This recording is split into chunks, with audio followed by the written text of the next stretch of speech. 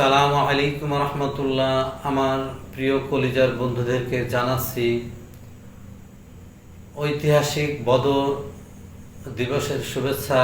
624 খ্রিস্টাব্দের 13ই মার্চ এই দিনে মদিনার বদর প্রান্তে রক্তক্ষয়ী সংগ্রাম যুদ্ধ হয়। সে যুদ্ধে ইসলামের বিজয় হয়।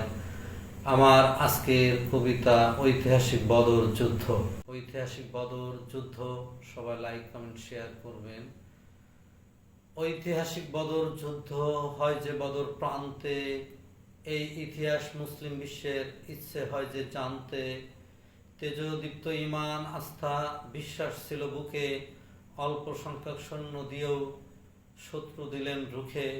নবীর ছিল 313 বীর বাহাদুর সৈন্য, কুরাইশদের হাজার সংখ্যাও হয় পরাজয় দন্য।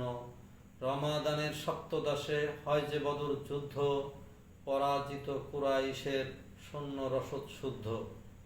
উতবা সাইবা আবু জেহেল মুশরিকের ওই বংশ, মুয়াজ হামজা কতল করে করল তাদের ধ্বংস। নেতৃত্ব দেয় বদর যুদ্ধে আমার প্রিয় নবী, প্রেরণা দেয় স্মৃতিপটে বদর যুদ্ধের ছবি। ধন্যবাদ। আসসালামু আলাইকুম।